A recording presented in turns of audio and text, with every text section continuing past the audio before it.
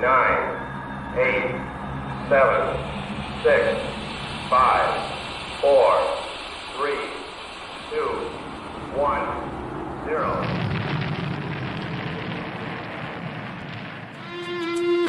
It's the Rocket Hour. Y'all are now tuned in. Time to hit the pick four that you'd love to win. If your money's coming slow, step on the faster track with your host, Ricky Pasternak. Let's go.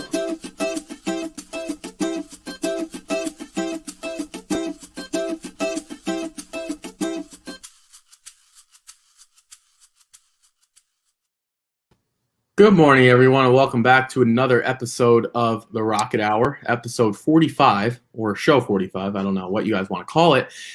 Aaron promptly calls himself the Midwest guy, which is fair. He does have a very Midwest laid-back look today. Yep. Shocker me, hair done, everything properly dressed, looking the part. But it is opening day of baseball. A long time ago, Aaron had our conversation about like baseball and stuff. And I know in his area it's really tough because the only team in the area is really the Cardinals. Yeah. We're talking miles because Aaron, I know no one's really near Texas for the Rangers or the Astros, and no one's really near the North where you can maybe get like, the Cubs or something like that. I'm sure there are a lot of Cubs fans around, but it's the Cardinals. What does opening day mean anything to you, or is this just another Thursday? Are we just kicking another month? It means a whole lot to a lot of my friends. This is a huge Cardinal country for sure. Like this part of the country, it's all Cardinals. We got the Royals. The Royals are actually a little closer to us, but this is Cardinal country. Yeah, it's huge for my friends for sure. I'm not into baseball quite as much as them. That's the only reason why it's not for me. I don't follow baseball that much. So it's kind of a situation. I used to follow it, and then when horse racing got going, it's like I gotta give up something because I don't have the brain capacity to do every sport and horse racing. So baseball is what I gave up. Yeah, well, luckily for me and my young self at 24, I do have the capacity. That doesn't mean I give up some social time or I get some score alerts, but that's okay. We make it work. Dennis, this is what happens when you miss the first 30 seconds. It's opening day of baseball, of the MLB. And here, I would say I'm the biggest Yankee fan of all the sports. And Syracuse is a little different. Yes, Jared says Yankees opening day. Yes, I will be tuned in from the minute pregame starts at 11:30 on Yes. It's so nice that, Aaron knows better than anyone. A lot of baseball teams aren't national. What I mean by that is they don't have the brand and they don't have the TV channel. For example, like the Yankees have Yes. It's the Yankees Entertainment Sports Network. Yeah.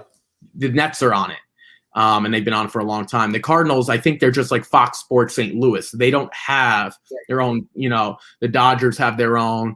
The Red Sox have Nesson, New England Sports Network. Like the Cubs have WGN.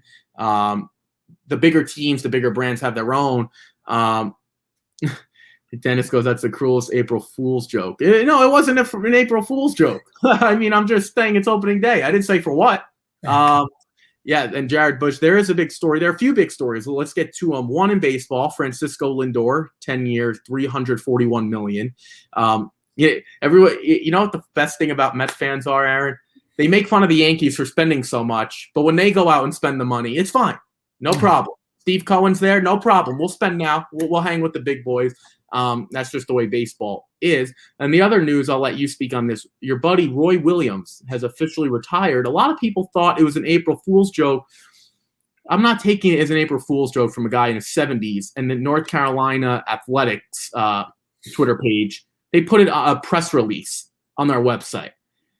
They would lose all credibility if they did that. So we're going to take it seriously. I know you're not the biggest fan, but real quick, if you could just sum up his career and maybe off the top of your head where you rank him in terms of resume and pedigree and whatever your prevailing thoughts, because this is it for Roy Williams at North Carolina.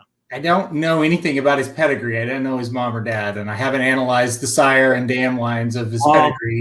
Yeah, Not that type of pedigree, but go ahead. No, he's obviously a great coach, and I'm happy that he's retiring. He kind of looked miserable, so these last couple of years, it was time. Like Jared Bush said, it's time. I mean, these guys that get old, and it's not that the game passes them by, it's just that the players change. You know, the players have changed a lot since he started, and a lot in the last 10 years even. So it was time. I'm happy for him. I hope he enjoys it. All-time good guy. You know, that guy, a really, really good guy. And obviously you win as many games as he's won. He knows what he's doing coaching-wise. My only, and it's not really a knock, it's just the fact that, you know, he coached at Kansas and North Carolina. They're not hard places to win in basketball. That's the only thing. But legendary coach, 903 wins, I think I read. That's unbelievable. And, of course, the national championships that go with it. I mean, he'll go down in the Hall of Fame. I mean, he'll be in the Hall of Fame as soon as he's eligible. I completely agree. I think you summed it up. It's kind of different with Boeheim, and Boeheim looks like genuinely – I shouldn't say genuinely happy because he doesn't always look happy, but he's just happy to be coaching. Yeah. And Roy Williams just didn't. And what this tells me from a distance – he had this on his mind for a while. Like, you don't just decide to, you know, like this happened on April 1st in the morning. I'm guessing they had this a long time ago. Maybe they could have waited for the season to officially be over, but there's 4 teams left. I mean, it's not, you know, it's not that big of a deal. Jared, we'll address the Kentucky Derby stuff tomorrow. We'll get into some of that. We see your question. We'll get into that tomorrow. Lindor, obviously, big deal. Baseball, it's more so, I think, you know, horse racing's weird. It's kind of 365 days. Not all the tracks are open. That, you know, obviously some are open longer than others. I guess Gulfstream is like the only one that's really open off the top of my head that we care about. But baseball is like, it's a sign of spring. For me, especially in New York. If you live in Florida, it's not the sign of anything. It's 80 degrees there every day, or 70 every day. But we do have a lot to get to today. We have Oaklawn Park again. I was one race away yesterday, so that was great. $222 payout. Again, it's hard to kind of know if you sub one horse in for another what it would be, but nonetheless, it was probably about the same. But we'll do today's card first, as we always do. We don't have any scratches quite yet. Maybe Nancy's put some out. I haven't checked. But Aaron will try to keep us up to date with those. We'll start here in race 6. 6 to 9 today on today's card. We will be heading to Keeneland tomorrow. Don't worry. And by the way, folks, there is a special guest coming on. I don't know when. This individual and myself are working out dates, and we're going to figure it out. I'm really trying to get this person to come on for Keeneland. I think that would be awesome. Tomorrow will not happen. It's not going to be tomorrow because it's just too short notice. But hopefully next week we're going to try to we're going to make this work. There is a special guest, and I think you guys are really going to enjoy this individual and what they have to say. Let's start with race 6 today, though. It says April 1st. So everyone, good luck. Brand new month. No matter how well or how poor you did last month, doesn't matter. We're off to a brand new month. Starter allowance for fillies and mares, 4-year-olds and upward, going 6 furlongs on the dirt. Aaron, kick it off. What were we thinking here in race number 6? Yeah, like a lot of these races at Oaklawn, it just definitely seems like an exacta or trifecta type of race. It was hard for me to get a standout here. But I went with a trifecta box to start us off. 3, 5, 7, 8 tri box to start us off. I put the 3 on top, and I think it just kind of makes sense that the 3 would be the one there. Last time out, kind of set the pace, almost won, just got beat a neck by Keep Your Distance, who's a pretty good horse at this level. So I think the 3 coming right back here obviously makes a lot of sense. I think it's the most, well, maybe not the most, but one of the logical horses. And the other one for my second spot, and again, a very logical horse, the 8, Shackelford County. Running first off the claim for Diodoro. Obviously, that makes sense. But at the 25K level last time out, second beating the neck, ran awfully well. Horse should probably run well again today. So I went logical with my top 2 on top, the 3 and the 8 for me. Yeah. I just want to let everyone know, Aaron and I actually haven't talked about this, and I'm interested to see what he thinks as I bring this up. The 3 Kasserine Pass with Aiden Green. I think Aiden Green is going to be a star as a trainer. Not only based on these numbers necessarily, but a lot of people don't know about him, and he's young. I'm willing to say that by this time next year, Aiden Green is a top 3 trainer at Oaklawn. Now, by saying that, I'm understanding that it's Brad Cox and Asmussen, but I'd be willing, maybe top 4, because I think Diodoro is theirs. But he's going to be on the national landscape, and it's a matter of time until he has stakes horses. I guarantee it. I don't know anything about him, to be brutally honest. I just looked him up now, but this guy looks like a star.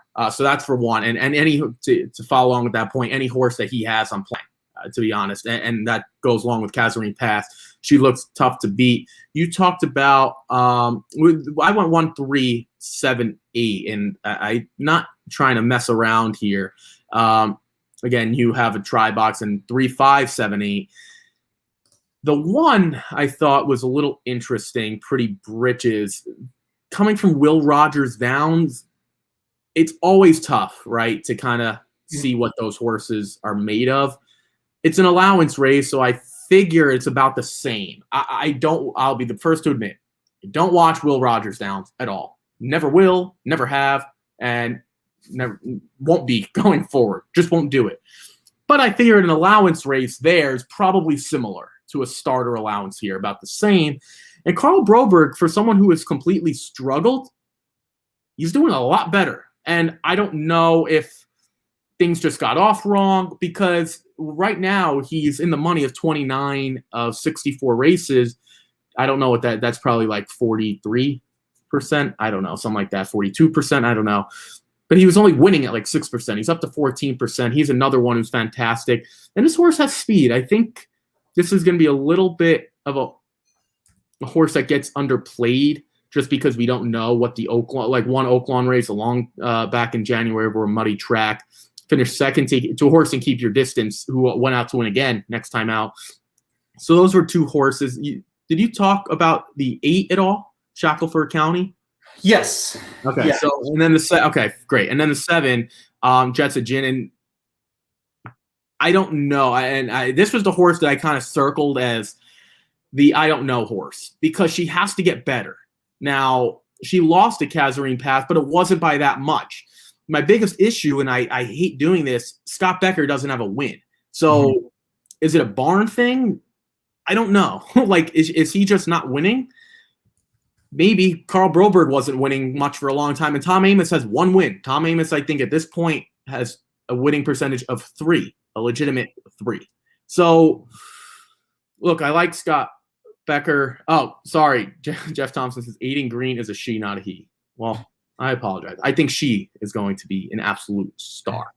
I apologize. I really do. But nonetheless, I'm playing all of her horses. I think they're fantastic. And the minute I see her, I figured Aiden Green was a guy. I apologize. As soon as I see her name, automatic use every time.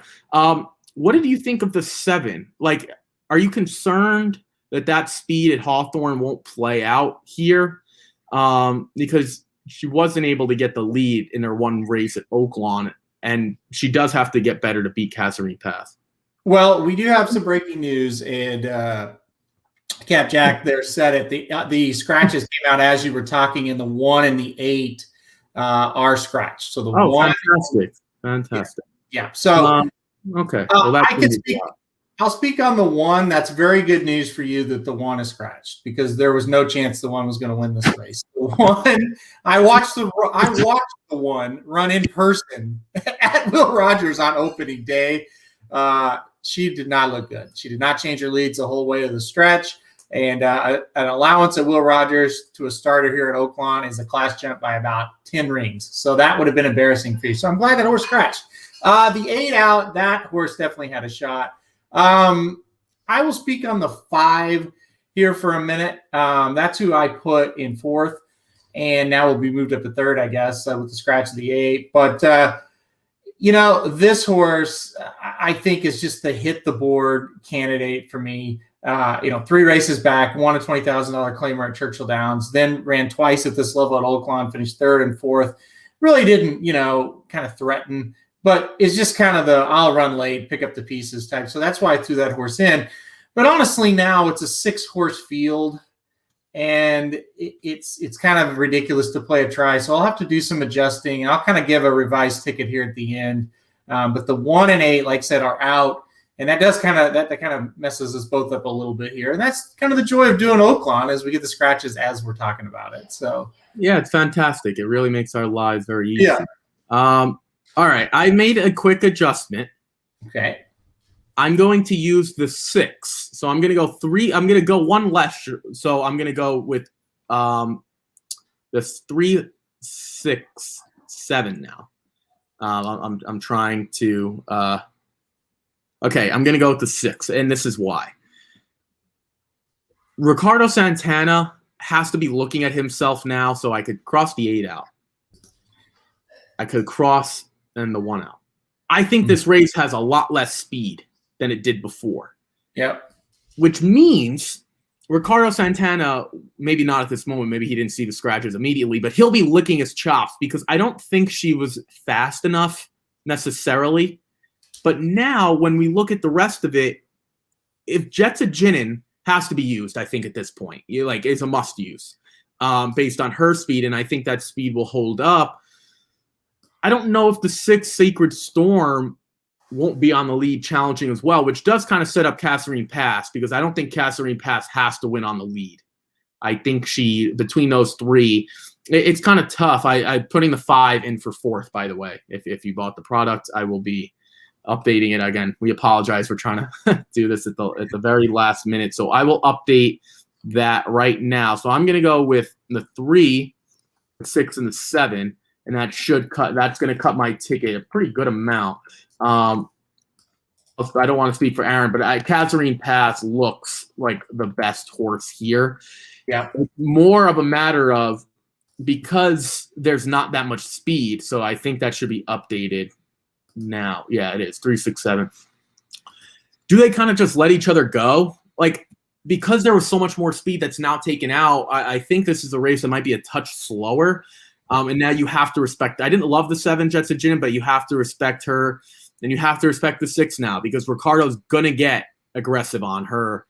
Jason Barkley. I was afraid of this horse a little bit before, but I will use her now.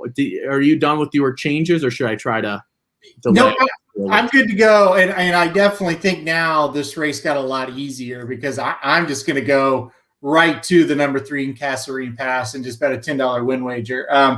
So the same ownership group had the 1 and the 8. So I think it's telling if the 8 scratches, or I'm sorry, the 3 and the 8, the 3 and the 8. So the 8 scratches, and now the ownership group just has the 3 here. I think that kind of tells me that they think this is the one that can win the race. So yeah, I'll just swing right back to the 3 here, Kasserine Pass, bet $10 to win, and move on. Because with 6 horses now, it's really not worth playing an exotic wager. There's a lot of breaking news. This is going to be great. Okay, first of all, the Mets game canceled because of weather. I'm surprised the Yankee game's not close, but the Mets game is officially canceled. Okay, that's 1. 2, we have Chris Beard is now the coach of Texas. So he's going to move from Lubbock, and he will move to Austin. Good luck. That kind of seems like the same. Doesn't that remind you of one defensive coach moving from Texas Tech? They're going to be the same team. Great. Okay. Congratulations. We won't see them doing anything anytime soon. So I don't know about that. I think he's a fantastic coach, one of the best in the country. That's fair. That's fair, but that's a really, really, really, really good hire for Texas. And that's a really, really shitty thing to do to Texas Tech. They are going to absolutely despise that guy for this move. That's going to be a rivalry like no other.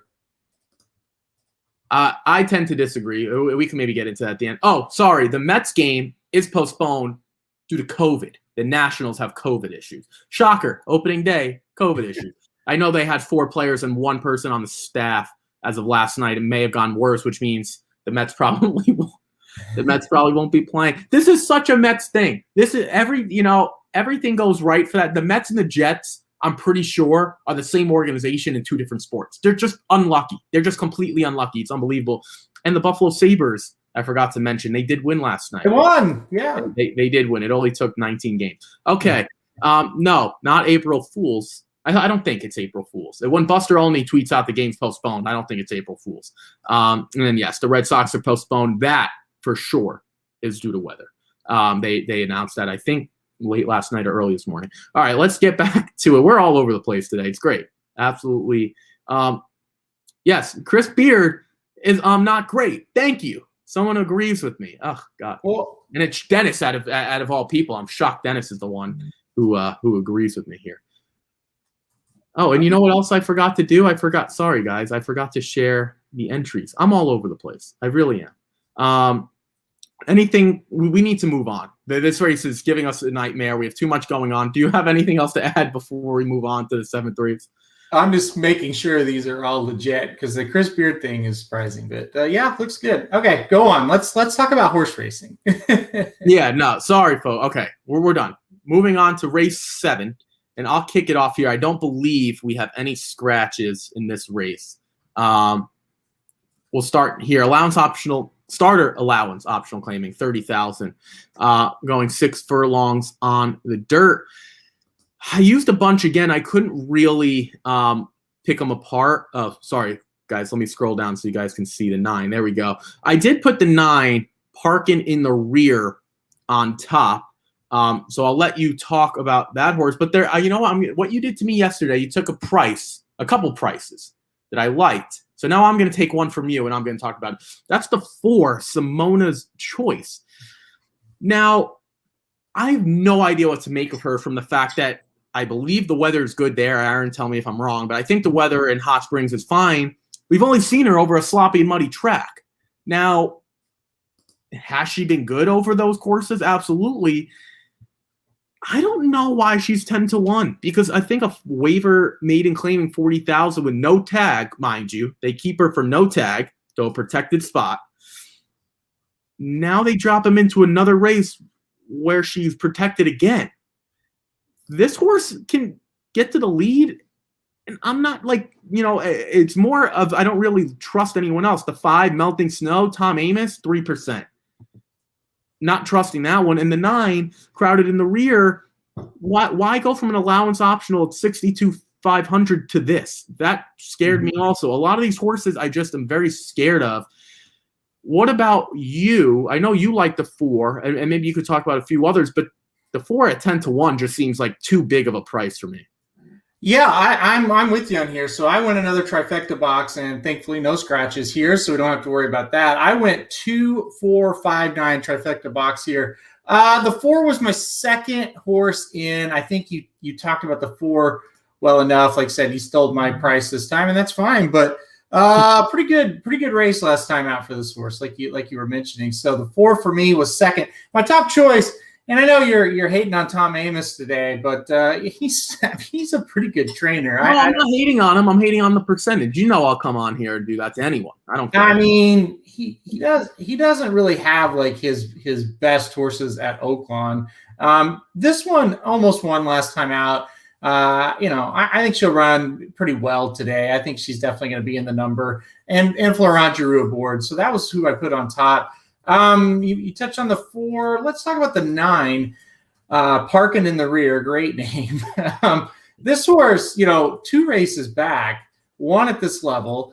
Last time out, moves up, was, faced a horse named Southern Grace, who I think we talked about on the Rocket Hour. I put a win wager on that one. I'm pretty sure. Yeah, I think we have as well. I agree. Yeah, and got 4th to Southern Grace, beating 4 lengths.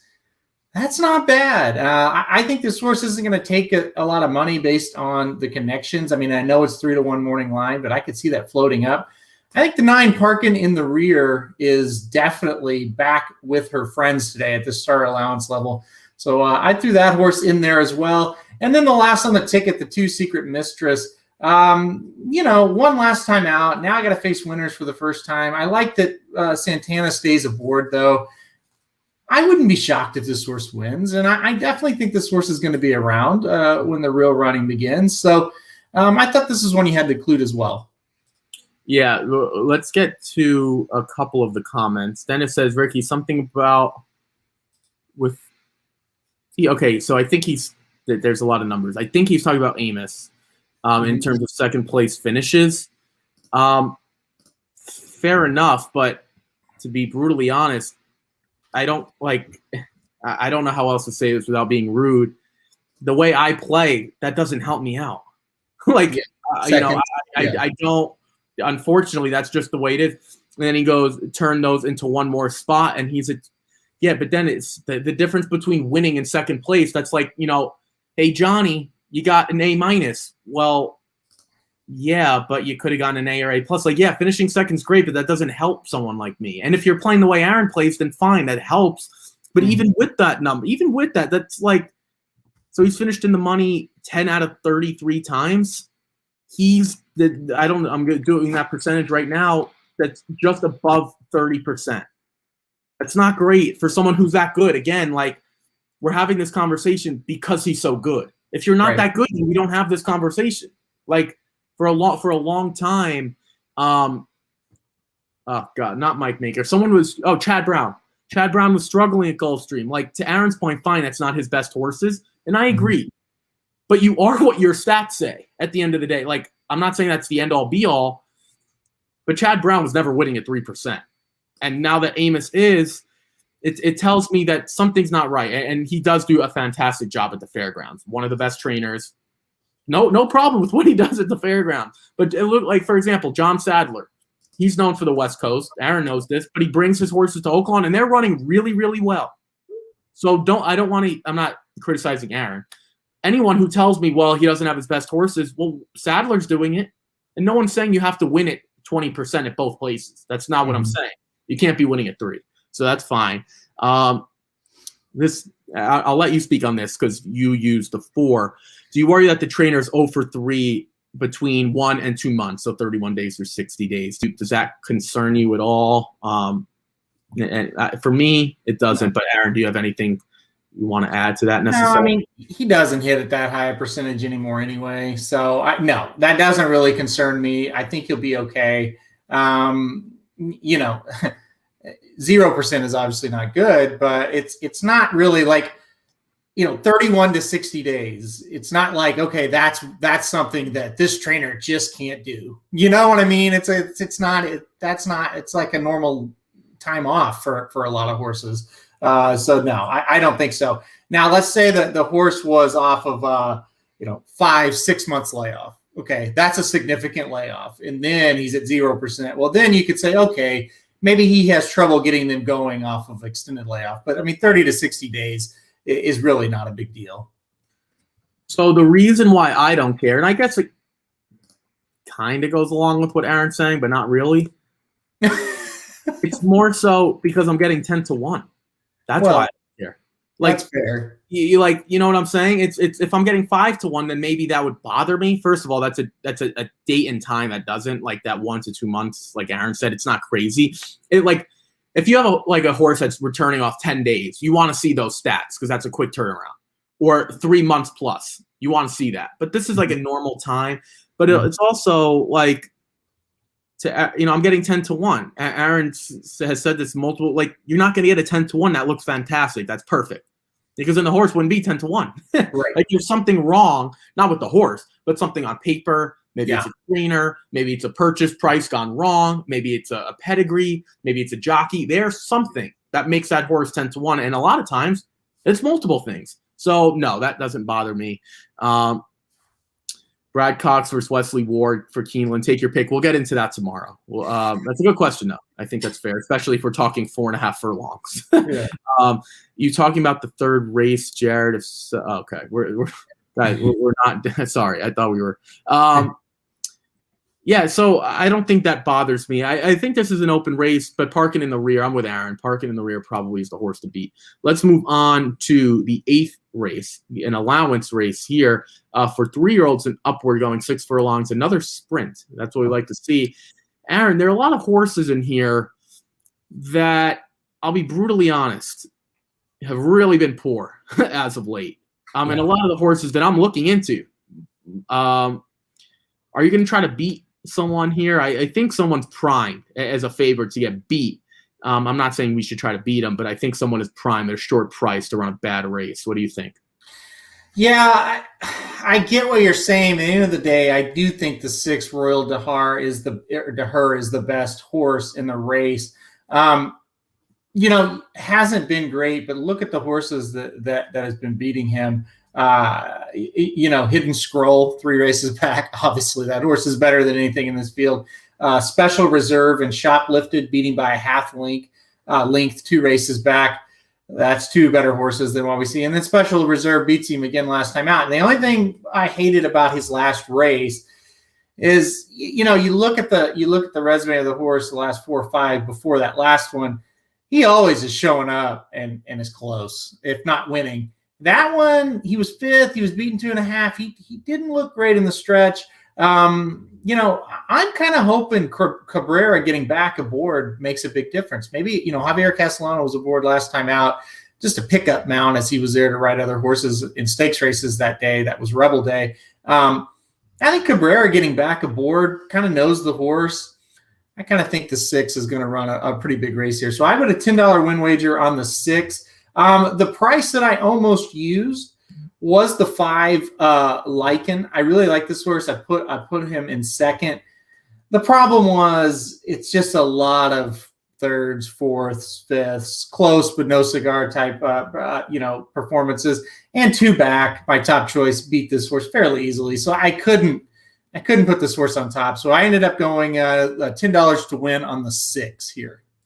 So I went 1, 6, 7. So I don't really need to get into the 6. I don't know if I think he's a piece of crap or if he's going to wire this field. Like, I just have no idea. I really don't. Like, this horse looks very primed for an upset. Now, I wasn't on the fence like enough to just completely stay away because I do think he's the most talented. But it's like, why haven't we been able to get the job done in before, especially as a 9-5 favorite a couple starts back? Yeah, that was over a sloppy track.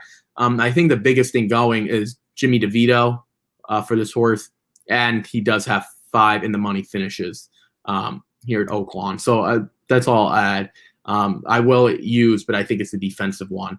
The one Plain Talk I thought was interesting. Anytime a horse has speed from the rail, I really, really like that. Usually we want speed from the outside. I think he's good enough to actually get the lead. And Alex Canchari is really, really good. A lot of people, I don't know what the deal is. He only has 29 mounts, but he's winning at 21%. And I think he could do a good job. It's interesting. Francisco Arrieta isn't riding in this race. So what that tells me is that they were not happy with the ride this horse got, because Francisco Arrieta, I think I even wrote it, is the second best jockey here, I would say, behind Ricardo Santana Jr. In my book. I think Francisco Arrieta is second best, and he doesn't show up on anyone. So it's not like he picked someone else. He just isn't here at all. So I like that one, Plain Talk, and a bounce back effort after he was horrible. What about the 7, Skull Factor? I think Skull Factor, the other McLean Robertson horse, I don't like using this angle, but we've talked about a lot of times in stakes races, if you have 2 horses, use the bigger price. And again, I think Royal Dahar, or Dar, or I don't know how I'm saying it, is primed for an upset. And if a lot of these horses go, I think Skull Factor might be the one to close. Now, he was horrible last time out. That was the first race over a muddy track he's ever had. I'll be willing to use him again because I do think the speed is the best. But if it does melt down, I'll take one closer. Anyone else you want to add or touch on or add to, anything like that? Yeah, I'll talk about the 4 real quick. I think Dennis, he brought up right here. I put this horse underneath as well. He definitely looks like an underneath type. Moving up in class, but we kind of, Ricky and I kind of talked about this a little bit yesterday.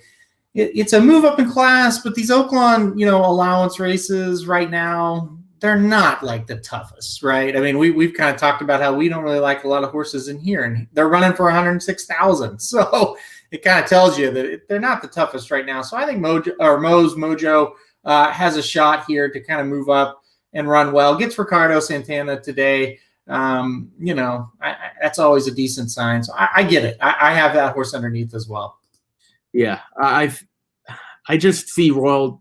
I guess for both of our sakes, I'm rooting for the 6. I just see this horse primed. He should win, though. He is the most talented, I admit. But I think you're going to take a really short price on a horse that I'm not sure he's that much better than everyone else, which is fine. Final race, claiming $20,000 for Arkansas bred 3-year-olds and upward, going 6 furlong on the main track. Aaron, I think there's one standout in here, and I believe there's one that can compete, and I think there's one standout. Oh, there we go. I think the standout, and to me, it's Aspen Club. 9-2, Joe Talamo. Again, I'm not sure why Joe Talamo is not riding as much. We talked about this horse, Tempt Fate. Tempt Fate has now won 3 races in a row, I believe. 3 or 4. Definitely 3. Just won the No Double Breeders Championship, I believe, at Arkansas, maybe this past Saturday. I think we were on the live stream. Aaron and I were the only ones that were paying attention to that race. Maybe Papa Dude was as well. But Tempt Fate is really, really good, and that's fine. And Aspen Club just couldn't keep up. Fair enough. Then the next race comes in at 10-1.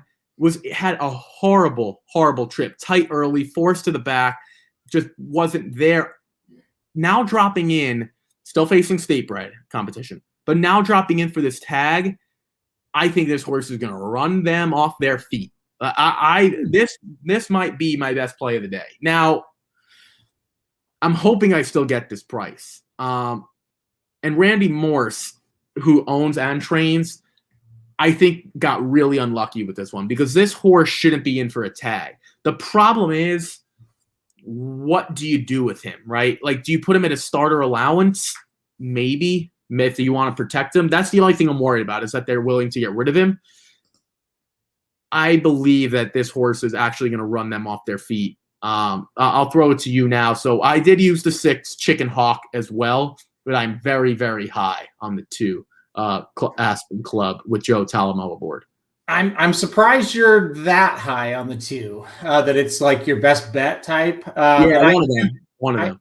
I do believe the source is a definite use, the 2 Aspen Club, and I wouldn't talk you off of it. But I actually went with number 6 Chicken Hawk as the $10 win wager here. I'm with you that I think it's a 2-horse race between the 2 and the 6. I would be kind of surprised. Well, I mean, it's Arkansas bred claiming, so couldn't say I'd be shocked, but mildly surprised, let's call it. I like Chicken Hawk for kind of the same reasons. You look 2 races back at the fairgrounds against Open Company, the horse in a $30,000 claimer gets beaten 4 3/4 lengths, finishes 3rd. That's a pretty good race for an Arkansas bred against Open Company. And then comes up to Oaklawn, gets the allowance ranks. Wasn't great. Got 5th, beaten 5.5. But this is a huge drop. This would be the weakest race this horse has been in a while. And I kind of think he gets the job done here. I think the horse gets out in front of Aspen Club a little bit.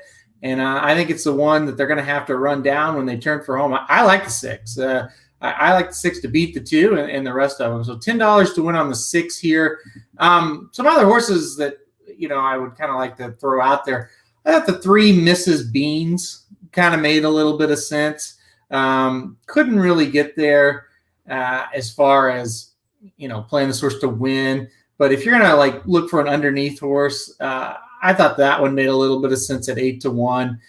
Came running a little bit last time out, got 4th at this level. He is what he is, right? I hate that the horse's name is Mrs. Beans and it's a male. That really just irritates me. But he is what he is. I mean, he'll probably come with a little bit of run. So you're looking for an underneath horse. I kind of like the 3 a little bit. Yeah, let's get to a few comments real quick. Excuse me. The only reason I didn't put the 6 on top, Joe Rocco Jr. and Steve Hobby. That's it. That's the only that's literally the only reason. I can't put a jockey on top who's 1 for 50. I can't do it. But I get where you're coming from. Again, if you're placing a win bet, you're either going with the 2 or the 6. Like, you got to pick one. I don't think playing a try box with those types of horses makes sense. I'm with you. It's just a matter of picking between the two. Let's get to a few of the comments. Jared says, I like the name Hey Dirt, dumb thing, but I'm going to take a flyer. So that's a 7. I don't hate the 7. Mm-mm. You know, the difference with the 7, they're all coming out of that same race, that Bebop Shoes race on March 7th. It's a matter of which class dropper do you like. To be brutally honest, like, I can't fault you for that. The problem is, if we're looking just at that race, that horse finished 12th. The 6 finished 5th, and the 2 finished 7th. I'll take the 2 that finished better. That's just me. Anything, Aaron, about the 7? Yeah, as far as the 7 goes, I do think that the big chance the 7 has is to get to the front. So I think Toe Hill needs to send the horse right out of the gate and hope they can go gate to wire. I mean, and listen, in this Lova race, Arkansas bred, that's kind of how you win these sometimes. So I don't mind the 7. I do want to hear the explanation on the 10. Oh, I was considering using this horse, and here's why. Okay. A lot of now, it depends on what side of the theory you're on when it comes to this. So maybe that's where we'll differ. Let me, before I get to it, let me just scroll down. So we're talking about the 10 Thornish here, Ricardo Santana, Ron McQuet. A lot of times, we have these class droppers, and they're just dreadful. Like, they're dropping for a reason, and they're not going to win again.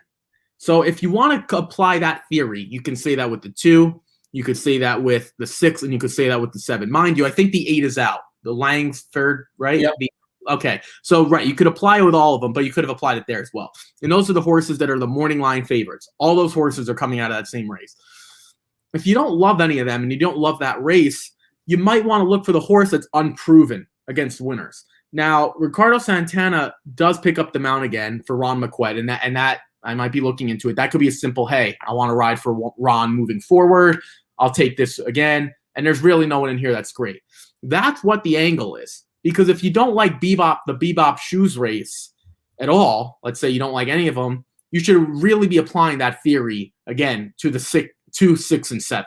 So that's where I would probably come up with the 10. And this horse does seem to be getting better. And maybe 6 furlongs is his best. I mean, in 3 starts has finished in the money. 6 starts has finished in the money, 3 of them. Mm-hmm. And in Oaklawn, 4 of 6. So I don't hate that horse. I really, really don't. I don't think he's good enough. But again, if you're willing to just throw it out, and throw out that allowance theory, because none of those horses were really close. So maybe you can't make a case for the 10, but I think I made a legitimate one. Yeah, I don't know. I just did not like that it took so long to get the maiden broke. We finally did it, and it was by a nose. And now, facing winners for the first time, it's like it took 13 times to break the maiden. How long is it going to take to beat winners for the first time? To beat winners, I should say. I don't know. I'm not into it. No, that's fair. And if we're just looking at time form, like the Thornish ran a 72 and lost 4 starts back. That was his best. Chicken Hawk hasn't run anything over a 72 worse than that since April 25th of 2020. I mean, everything's been in the high 80s, low 90s, or, so that horse would have to get significantly better. So I'm with you. I wouldn't. What do you think of this final comment? Would you take Mrs. Beans over African Warrior? So we're talking about the 3 with Mrs. Beans and the 9 African Warrior. Would you take the 3 over the 9? I used the 9 and the 3 both underneath. It's kind of 6 in one hand, half dozen in the other. If Mrs. Beans is offering a better price and you have to choose between the 2, I would choose the one with the better price. And I think that's going to be Mrs. Beans because African Warrior beat him last time out. So but I use them both. I mean, listen, they're both not that great. If you got to choose between one and the other, I'd just choose the higher price. I hate to say something so stupid, but I agree. Like, whatever the best price is. Like, I think they're about the same, and I'll be brutally honest, they're seahorses. Yeah. They're absolutely seahorses. Jared says, based on the rail performing well, I would go with the 3. Yeah, but that horse isn't on the rail. I mean, closer to the rail, but that's not the rail. I guess you could make a case. I probably prefer the 3, to be honest, but I would go with the higher price, and I'm not going to use it. They're kind of the same in the fact they're just kind of going to drop back a little bit. Okay, I'll make the case for the 3 right now. Okay. This will be the second start for Gennaro Garcia. So maybe Gennaro is able to fit, because mind you, this horse was claimed on March 7th, and he rolled him back just a week later.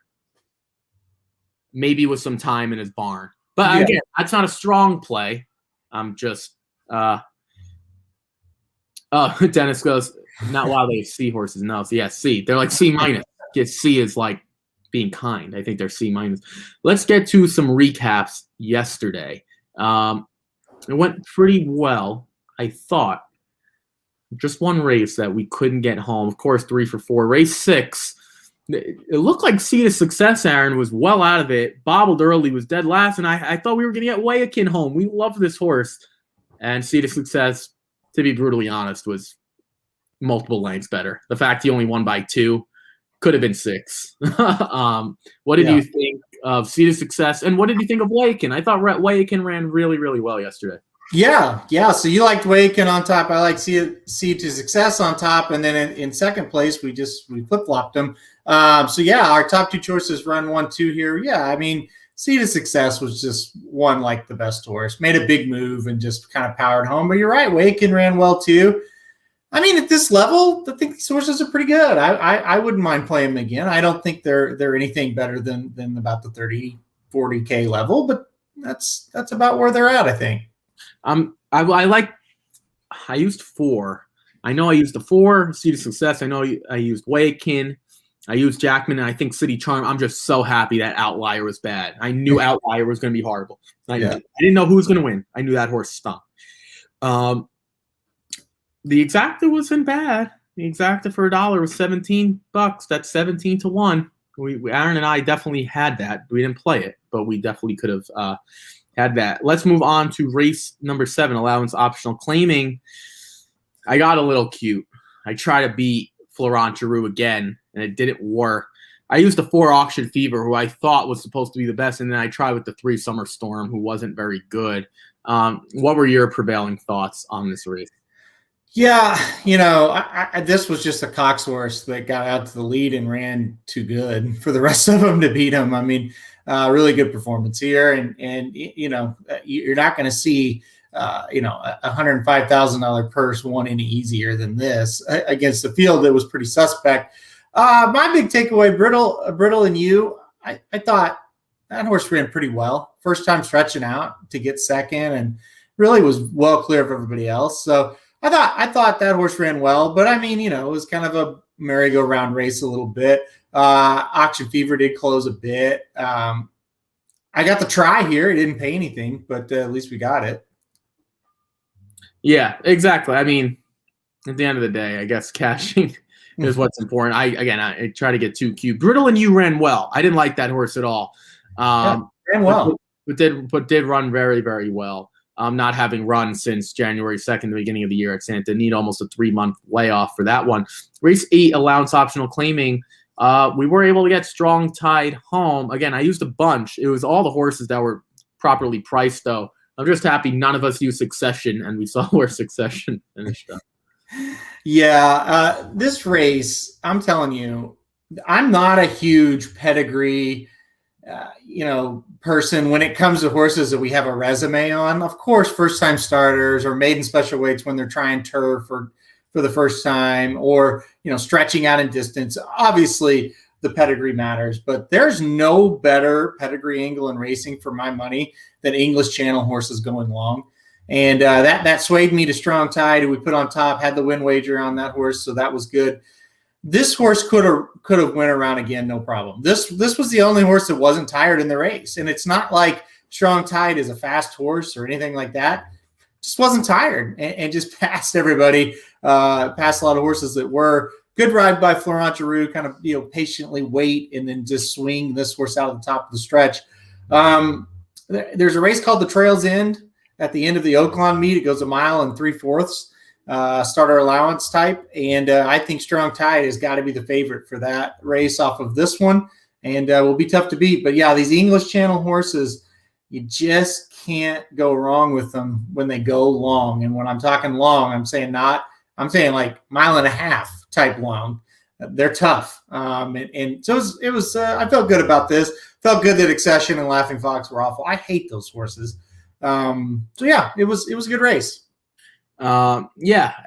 It's again, sometimes the talent just wins out when the race goes longer. That's kind of what happened here based on the odd.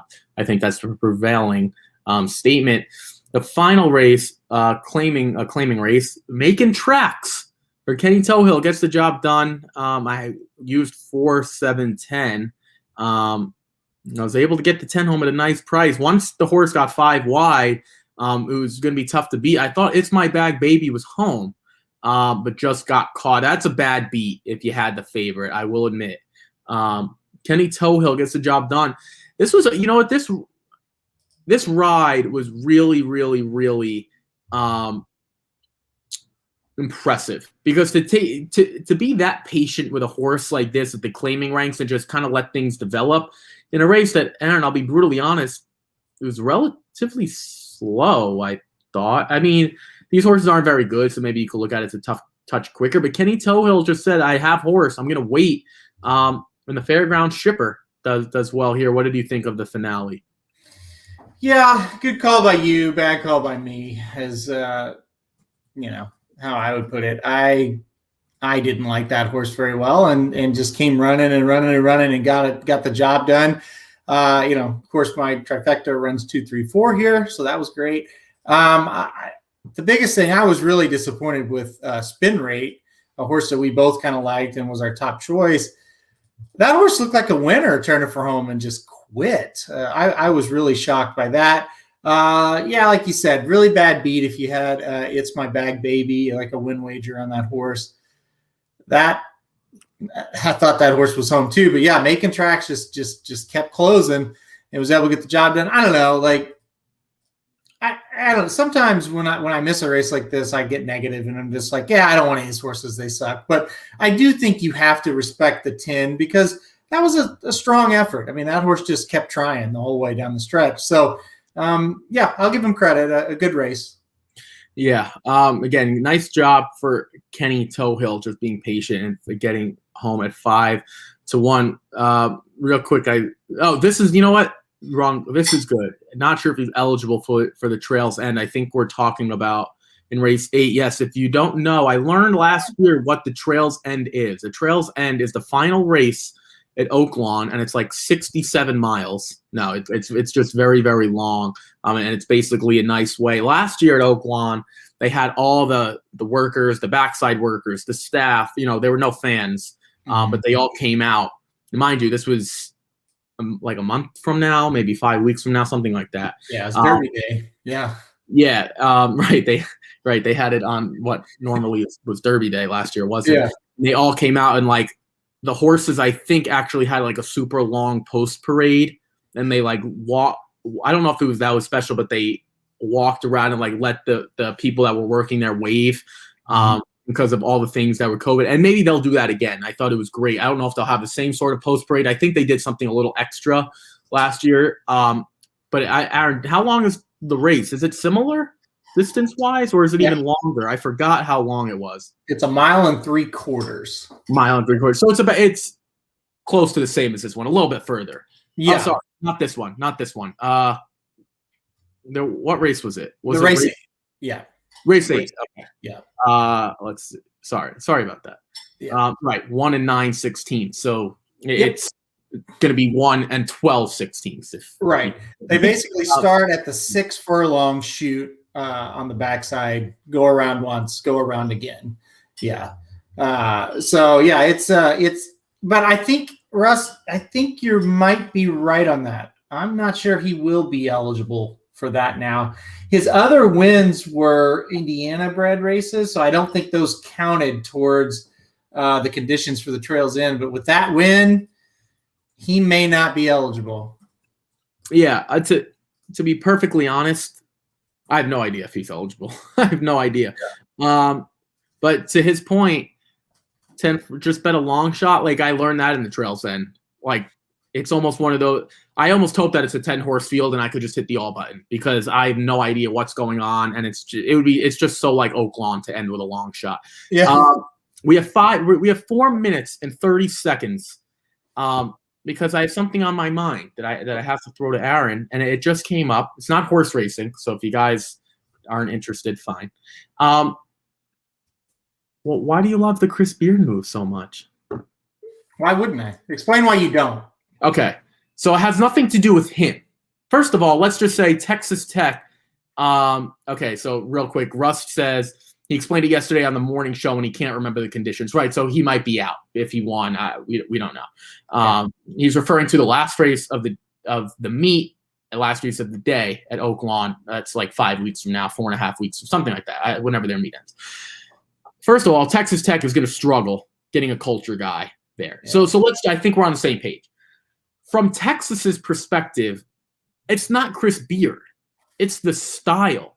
This defensive style that Texas Tech employs is great. It's going to win you games in the Big 12. It's going to win you games in the tournament.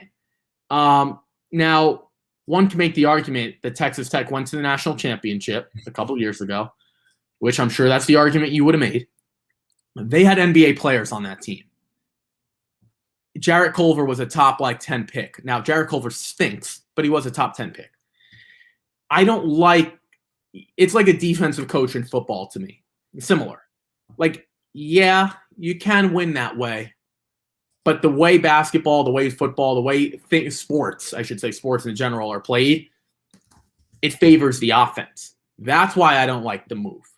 I'm not saying he's not a good coach. I think he's a fantastic coach, and you can make the argument he's a top 10 coach. And he'll win a lot of games in the Big 12 at Texas. I'm just not sure when you're a team like Texas, it's flashy, right? Texas. Oklahoma, I think, is flashy also.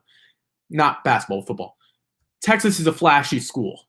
They've tried to get these big hires in football and basketball for a long time, and Shaka Smart was a sexy or a flashy pick, I think, right? Coming from VCU, he was the darling. He was young. It didn't work because the problem is at Texas, you try to get a lot of McDonald's All-Americans or Jordan Brand kids or top 15, 20, 30 recruits. They don't want to play defense like that. And I think Chris Beard does a great job of recruiting kids that are 3-star guys, right? It's great for that system, but it doesn't work with what Texas does philosophically. I think he's a great coach. I just don't see it working out. And if they lost to Abilene Christian playing 51-49, Chris Beard is going to try to employ the same style. So it's not Chris Beard. It's what Texas, I think, wants to do, which is be known in everything. And the way college basketball is going is offensive. So that's where I stand. It has nothing to do with him. A few things.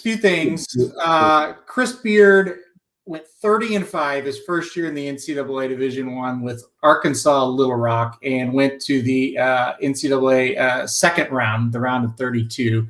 He then went to Texas Tech, 18-14. They missed the tournament. He then went, and then the next year, Texas Tech, 27-10, went to the Elite Eight.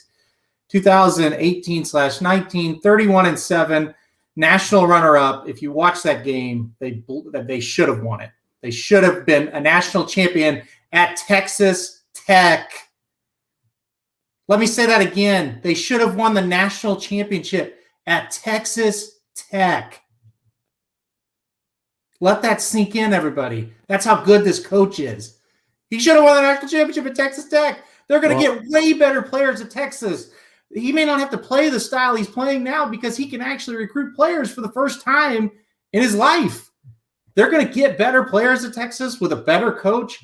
I bet if he was at Texas this year, they would be in the Final Four. Do you think Texas is better than UCLA talent-wise? Oh, Yes. definitely not. Definitely not. You think Texas is not as good as UCLA talent-wise?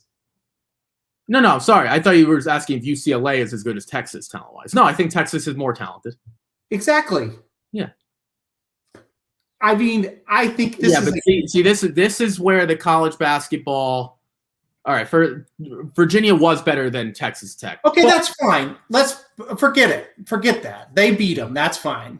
They were Texas Tech had every chance in the world to win, but he still almost won it. No, fair enough. The point, see, this is where that argument would be good if you were talking to someone who doesn't know college basketball. The first year, listen, the first year he was at Texas Tech, he was terrible. The next year, those weren't his guys. That first year, that third year, that's when you really can start judging. Those were his recruits. And he did a great job. Fantastic. But they went up against another defensive team. They're great. He's a great coach. You're looking at it from a coach's perspective. And I think that's where we're looking at it differently. Because I think he's a great coach. Not every coach is good in every situation. Now, to your point, he will be able to recruit at Texas.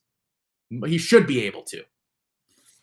The problem is it's not going to be like those kids and Syracuse has done it, and granted, Syracuse probably doesn't get the same talent that Texas does anymore. I'll be the first to admit. Or even Texas Tech.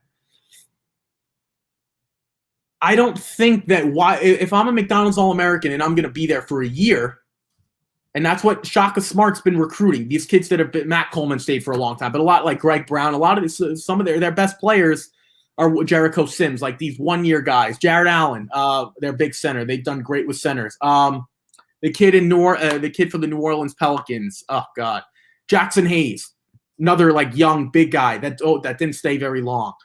Texas loves that crap. You know Texas. They love being in the spotlight. They love it more than winning. I think they're like Jerry Jones. They love it. And Chris Beard is going to bring this hard-nosed, hard grinder, great coach. Just not there. And what did Shaka Smart do? The same thing. He brought the same style to Texas, and I think Texas was pretty underwhelming for the most part with him. Now maybe I'm in the minority. Jared says 51 points is crap. You know, I don't think this year is completely on him. I think he had to play that way to win games. I think he's a one. First of all, the Arkansas Little Rock thing, that's meaningless to me because the Texas Tech is very relevant, what he did. The Arkansas Little Rock thing is completely irrelevant because you know who was good at Illinois? Brad Underwood. And I think he was at Stephen F. Austin. So I don't understand why that. I don't know. I'm not looking at something from 5 years ago or 4 years ago. If you can win 30 games at Arkansas Little Rock, I'm pretty sure you can find a way to win some games at Texas. I think that's. You can't win games. I'd be willing to say that this team, based on this style, will never get to a Final Four or an Elite Eight under his tenure. And I mean, I agree. Arkansas beat him 68-66 and only made 1-3. Got to score more points in today's game. I mean, was 2018-19 not today's game when they almost won the national championship? I mean, well, that's why I didn't include that. No, I gave him credit for. I gave him credit for that. I don't agree with that comment. I just think that style doesn't work in terms of winning a national championship. I don't see how you say that. UCLA can't score. They're in the Final Four. No. Houston can't score. They're in the Final Four. That doesn't count. That's irrelevant. You know why? How does it not count? Because they're not even in the same bracket. What are you talking about? They're in the Final Four and they cannot score. No, but I'm saying UCLA is on another side. And to be honest, they beat a Michigan team that can't score without their best shooter. We knew that. And Florida State can't score. Syracuse was scoring 80 points a game in the tournament and got 40 against Houston. I mean, defense, rebounds, it makes a difference. Okay, fair enough. If Chris Beard is going to have the play, first of all, the best players at Houston were transfers, not even recruited by Kelvin Sampson, but that's besides the point. And Tremont Mark is their best recruit he's ever had at Houston. And Quentin Grimes is a Kansas transfer. If they're going to have athletes like that, then my argument off the table. Completely. You don't think Texas is going to have better players than what Houston has right now? No. I definitely think not Texas will have talent-wise. better players than Houston. Not talent-wise. They definitely will. That won't is be- not a great team at Houston right now. What, talent-wise or the way they're constructed? Texas will get better players than what Houston has. You're not going to buy into that system. They absolutely will. They will. They didn't buy into it with Shaka Smart. Well, Shaka Smart was overrated. I mean, what did Shaka Smart No ever one done? was saying that. No one was saying that when he came from Texas. Not one person was saying that. You know that. No one said he was overrated at the time. That's fair. That's a fair point. Yeah. Like, we could say that now, but that's playing Monday. That's not even playing. No, that's fair. That's a fair point. I'm not We're going not playing Monday morning quarterback with that. We're playing Thursday morning quarterback saying he's over. Like, no one was saying that. So everyone was like, holy crap, Texas is back. They're back to Rick Barnes. They never got back to crap. And they had some they had some good recruits coming in. I hope I'm wrong. Like, this is one of those, I'm not rooting against him. I hope I'm wrong. Why do you? Oh, well, for Oklahoma. Why would I want Texas to win one game ever? I'm telling you, as an OU fan, that's a terrible day for us because we sit here with no coach and they got one of the best ones. Well, he was never going to Oklahoma over Texas. Texas. No, I'm not saying he was going to Oklahoma, but I would have rather Texas hired a lot of other people. No, that's from my standpoint. Okay. No, that's fair. And again, on paper, it's a great hire.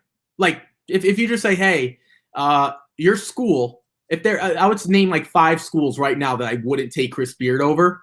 And obviously Texas doesn't fall into that. Like Villanova, I wouldn't. I don't think at Arkansas, I love Musselman. I know there was a comment here about Musselman. Just not Musselman.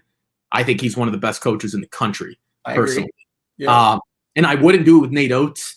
Roy Williams, we could cross UNC off the list. Like, if we take the old guys, like the Boeheims, the Coach Caves, the Izzos, Chris Beard easily a top 10 coach, like easily. And I think he's great. And I think that system at a blue-collar school is fantastic.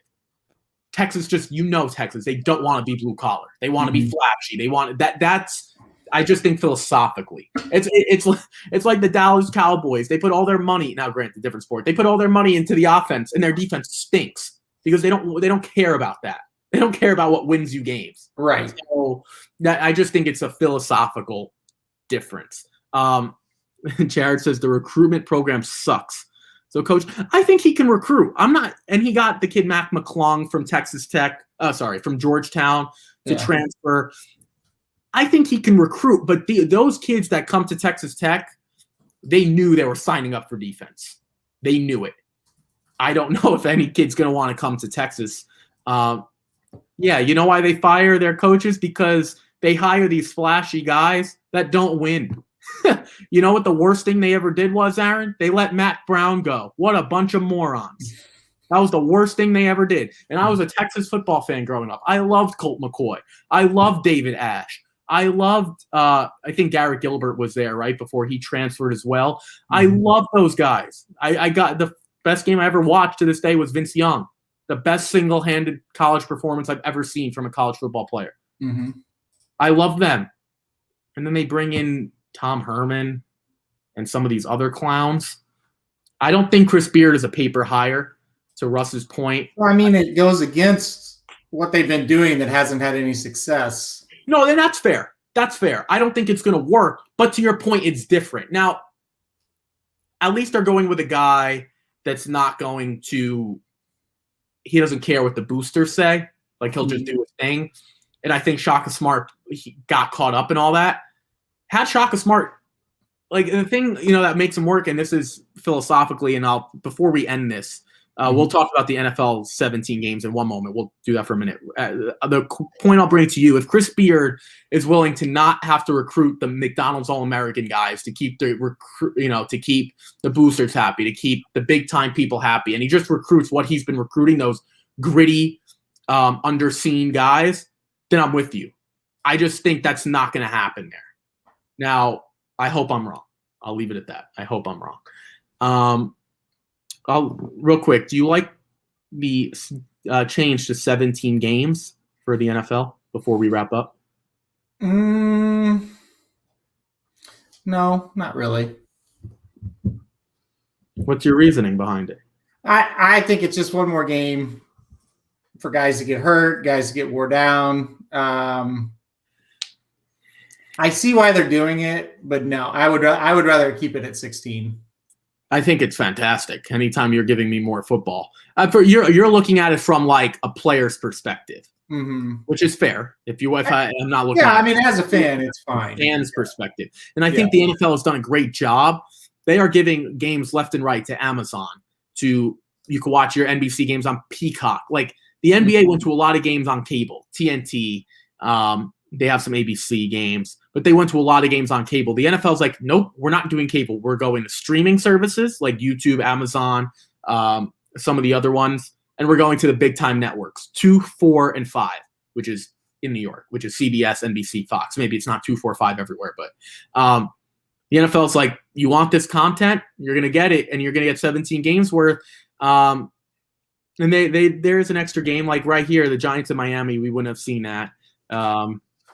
So we'll see. I'm very, very, very happy that they added a 17th game, but I do feel for the players.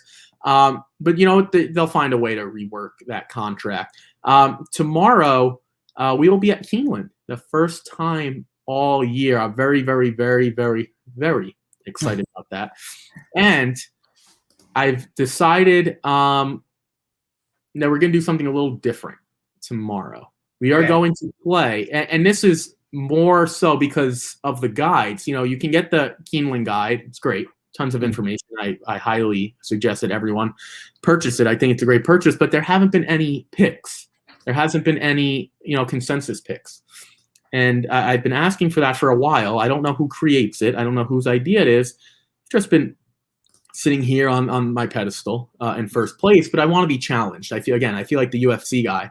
So Aaron and I are going to do a little head-to-head competition tomorrow. We'll do it Saturday. We'll do the stakes races at Keeneland, a little head-to-head, and I'll get more into it tomorrow because the guy doesn't seem to be doing consensus picks anymore. Don't know why, but it hasn't been a thing. So I'm taking it into my own hand. Everyone, thank you again for tuning in. Jared said, "Could we get advice on our picks?" Did you mean for tomorrow? I mean, we try to go through all the comments. If you have Keeneland stuff, please. Again, everyone, good luck today if you're getting involved in baseball. Yankees start at 1:00 here. I know I will be watching. Yankees and Blue Jays. Garrett Cole on the mound, on the bump against Hyunjin. I think I said that. Hyunjin Ryu. You know the Cardinals are playing? Are they playing today? I'm sure they are, opening day. Let's see. Who are the Cardinals playing today? You can tell I'm really into baseball. Yeah, Aaron just doesn't care. And to be fair, the Cardinals are playing Cincinnati. So to his point, he's not really like close to any. Like, no, it's really not that at all. It's just that I don't care literally one shit about baseball. Like that's what it is. How far are you from St. Louis? I'm 3.5 hours. That's far. That's very far. That's not why I don't like. No. I'm not saying. No. I'm not saying for you. I'm just saying in general to expect someone to be 3.5 hours away and take it as seriously as someone who lives 2 miles. That's where I'm trying to tell you. You're so inaccurate about that. I have friends that watch every single game, go up there, 6-7 times a year at least. So it's not accurate. No, you're missing my everything to do. Like the guy that signed the contract today in baseball, I've never heard of him. I don't want to hear of him. No, you're missing my point. You're missing my point. You're missing my point, like always. No, I'm not. I'm saying it's harder. Like if you have an average baseball fan who can care either way, which I'll put you in, like you don't care really either way. When someone's 3.5 hours away as opposed to 2 minutes away, you wouldn't probably be an average fan anymore. You'd probably be into it. I would be an average fan if it was right across the street. I wouldn't care about it. Well, I don't care about baseball. I don't know. I would think if it was across the street, you'd be a little bit more into it. But who knows? They will win 86, 87 games. Yeah, the Cardinals are honestly the most mediocre baseball team. Great fan base, unbelievable. I love watching their games. They are literally the most mediocre people ever. Exactly, Russ. People, These Yankee people, Russ, they think the Yankees are the only team in baseball. And they think they have the best fan base. There's 5 teams that matter. There's 5 teams that keep baseball running. Okay. The Yankees, the Red Sox, the Cubs, the Dodgers, and every other year, like right now, Houston, but sometimes a 5th team hops in there. If you eliminated the St. Louis Cardinals, wouldn't make a difference to the grand scheme of baseball. Oh, that is so inaccurate. It's unbelievable. It's true. It's not. Absolutely true. If they're so big, why don't they have their own channel? Why don't they have their Fox Sports Mid? They play 162 games are on Fox Sports Midwest. Everybody in this state, everybody in Arkansas can watch them. That's not what I'm saying at all. No, of course you can watch. Hey, Ricky, I don't have the Yes Network. I can't watch the Yankees. Well, no, that's because you were talking regional. Like that's not what I'm saying. I'm saying I don't get the Yankees, and I've driven through all those states. I don't get them until I get to New York. Then the Yes Network. Ohio doesn't have it. No, of course. That's not what I'm saying. What I'm saying is come to the South. I'm not saying the Cardinals fans don't matter. I'm just saying he doesn't know. He has no idea what he's talking about. If you eliminated the St. Louis Cardinals, you have no idea what you're talking about. You lose a big fan base. Absolutely. But the MLB is not relying on the Cardinals for revenue every single year. They're not. I would name 25 other teams that they're not relying on revenue for also. I don't even like the Cardinals, and I'm having to stick up for them. Or I like them, but I don't care about them. No, I know you're like either way. If they're in the World Series, I'm sure you'll watch and root, obviously. Yeah, right. Hey, I would love to go to Busch one day. I would love it. I think their ballpark is fantastic. I get very jealous when I see people in their Cardinals red. I do. I think their fan base is awesome. We don't want you. What? We don't want you here. No. Again, I would love to go. Like that's I've never been. That's one of the places that I'm dying to go to. There are a lot of ballparks that I, to be honest, don't care about. And that's why I think baseball's so great, because all the ballparks are different. You go to an NBA arena, they're all the same. The court's the same. The only thing that's different is like the seating and what they do in game. But going to a ballpark, there's nothing like it. And when it's nice out hanging with your buddies, your family, your wife, your significant other, I think it's awesome. So yeah, maybe I don't know as much about the Cardinals, but what I do know is if the MLB had to sacrifice the Yankees, the Dodgers, or anyone else, AL East are minor league size parks. All right. First of all, this is coming from Vinny. It's in New York. Toronto. That whether they're minor league or not, that's what makes it different. Camden Yards is small. First of all, Yankee Stadium's only small down the lines. It's like 390 to left center. No other place is 390. That's first. They're all about the same size. Yeah, what, the Green Monster is really short? Yeah, okay, fine. That's one place. And pesky pole. But how about in Fenway, in the right center area, it's 420 to that stupid corner that they have. I don't know why the hell they have it. But it's 420, so it's not small there. So, Vinny, you should be a New Yorker with me. All right, folks, that's going to do it. Enough of my baseball rant. I have to get ready to listen to Michael Kay and the crew on their own network. Right. It only is available in New York, kind of like Fox Sports Midwest is only available in Missouri. Right. Yeah, their own network. No, it is their own network. Just because it's not seen in your area doesn't But the Nets are on it. No, because the Nets pay them. Like they have that's all I meant. Like, not that it's seen everywhere. No game is seen everywhere. The only one who has that is the NFL.